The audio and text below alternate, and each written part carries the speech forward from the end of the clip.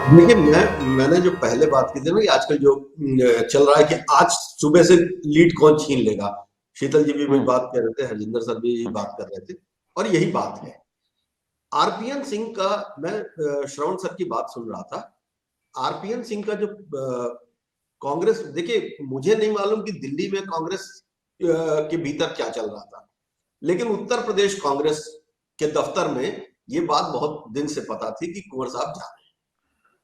और उत्तर प्रदेश कांग्रेस कमेटी के भीतर आरपीएन सिंह को लेकर के कोई उत्साह कभी नहीं रहा। जी। और जिस तरीके से पिछले दिनों में मतलब एक बात ये होती है जो ठेठ जो आजकल नई कांग्रेस एक निकल रही है उत्तर प्रदेश में, जो ठेठ नेता है वो ये कहते हैं कि भाई सुप्रीम कोर्ट के वकील साहब लोगों को नमस्ते और राजा साहब लोगों को नमस्ते। ये दो हम्म। लोगों को नमस्ते कर दीजिए, इन लोगों को सिवाय राज्यसभा की सीट के और कुछ नहीं चाहिए, पार्टी को कुछ नहीं देते ये।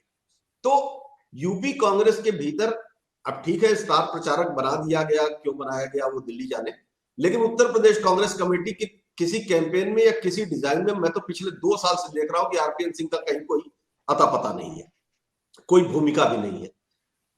अब रह गया सवाल कि उनसे फायदा क्या होगा और नुकसान क्या होगा। बिल्कुल सही बात है कि सिवाय एक जो आजकल डेली एक हम लोग कहते हैं भोजपुरी में फुरारी छोड़ना, तो फुरारी हम्म। यानी फुलझड़ी छोड़ना। तो एक फुलझड़ी छूट गई, कल खत्म हो जाएगी, कल दूसरी आ जाएगी। जमीन की जहां तक बात है, जमीन पे वोटों की जहां तक बात है, मैंने शुरू में भी कहा था कि देखिए ओबीसी, पहली बात मैंने कही थी कि ये राजपूत बिरादरी से नहीं है।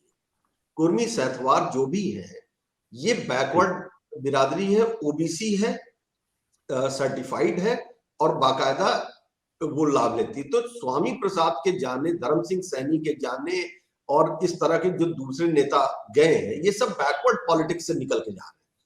आरपीएन सिंह को लाना बीजेपी के लिए सिर्फ वही बात है कि एक चीज दिखा दी कि हाँ साहब एक बैकवर्ड हमारे पास भी है। और सर 2024 वाली जो बात है ना, ये ठीक बात है कि पार्टी एक नया चेहरा, लेकिन लेकिन एक बात सोच के देखिए कि 14 से लेके जब से आरपीएन सिंह पॉलिटिक्स में इरिलीवेंट हुए हैं, पराजित हुए हैं तब, हम्म। और बीजेपी का उद्भव हुआ है। जी। बीजेपी किसी भी राज्य के किसी भी कोई भी केंद्रीय चुनाव, दोनों लोकसभा की बात कर लें और ढेर सारे राज्यों के चुनाव, हिंदुत्व की लाइन से अलग गई नहीं है। उसकी मजबूरी है, उसके पास इकलौती चीज है, क्योंकि इकोनॉमिक के इशू पर वो लगातार फेल है, एम्प्लॉयमेंट पे फेल है। तो जो और एरोगेंस पॉलिटिक्स करती है। आरपीएन कभी एरोगेंस पॉलिटिक्स भी नहीं की है, सॉफ्ट हिंदुत्व भी नहीं है। आरपीएन का हम्म। रेलिवेंस कुछ बन नहीं रहा है। और उनकी 24 की स्ट्रेटजी में भी हाँ हो सकता है कांग्रेस को हिट करके क्या कर लेंगे, कांग्रेस तो वैसे भी सामने की लड़ाई में है नहीं।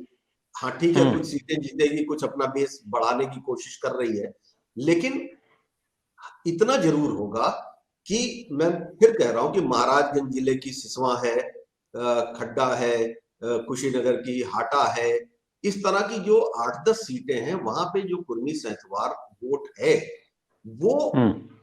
इन्फ्लुएंस तो नहीं करते हैं आरपीएन, लेकिन मैसेज जरूर दिया जा सकता है। वहां के छोटे छोटे नेता, हर कंस्टिट्यूंसी में अलग लीडर हैं। आप देखिए महेंद्र पाल सिंह अलग नेता हैं, इसी बिरादरी के, वो इस बार विधायक भी थे, योगी के बहुत करीबी भी हैं।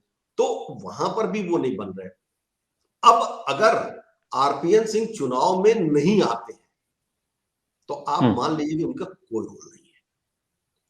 आते हैं तो जीत पाएंगे, नहीं जीत पाएंगे ये तो भविष्य के गर्भ में है। हालांकि प्राइमा फेसी कैलकुलेशन नहीं बता रहा है कि वो जीतने की स्थिति में है, लेकिन ये है कि अगर वो इलेक्टोरल मतलब इलेक्शन में नहीं उतरते हैं आरपीएन सिंह, तो आप समझ लीजिए कि आरपीएन सिंह की भूमिका आज बनी और आज ही खत्म हो